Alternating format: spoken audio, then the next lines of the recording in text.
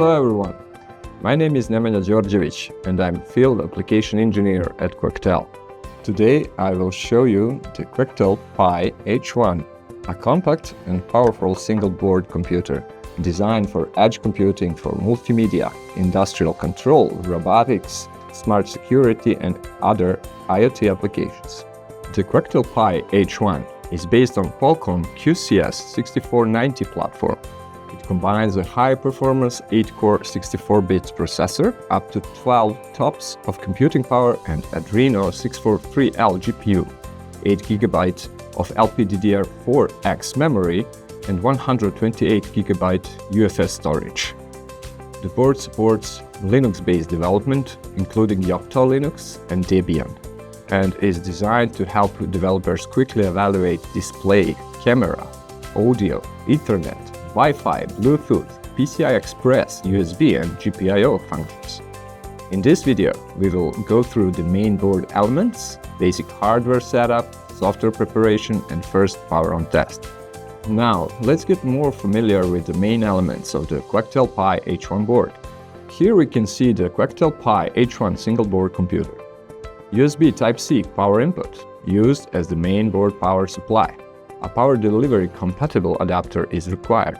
USB Type-C interface for high-speed USB 3.1 data and display port over USB Type-C output. Micro HDMI interface for display output. 2 USB Type-A ports for peripherals such as keyboards, mouse, USB camera, USB storage or other USB devices. Gigabit Ethernet port for wired network connection. 2 MIPI CSI camera connectors for camera evaluation. MIPI DSI display connector for compatible display panels. SD card slot and 2x20-pin GPIO header for expansion and development. Debug UART interface for low-level debugging. Audio interfaces including 3.5mm audio jack, onboard digital microphone and speaker connector. Power key, key 1, key 2, and USB boot button. Red, blue and green LED indicators for board status. Wi-Fi and Bluetooth antenna area or RF coaxial connector option depending on hardware configuration.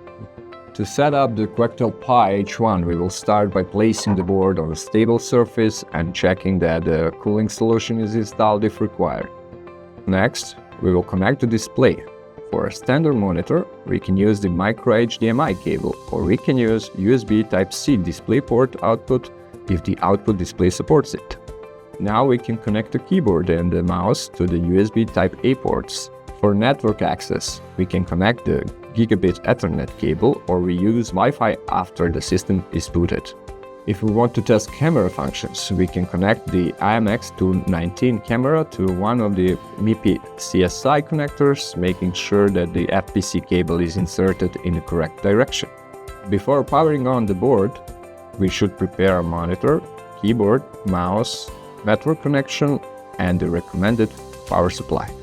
For first evaluation, we can use the pre-installed system image, if provided with the kit.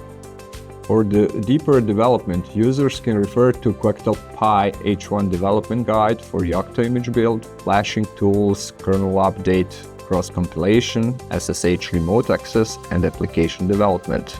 For remote work, we can connect the board to the network and then use SSH from the PC after checking the board IP address.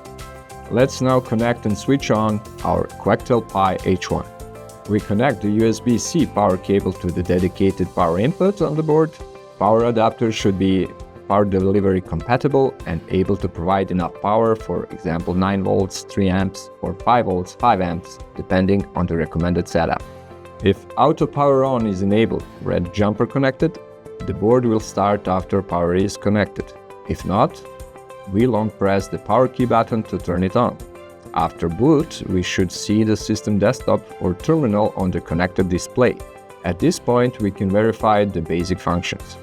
First, we can check the system information and kernel version. Then we can verify the Ethernet or Wi-Fi network connection.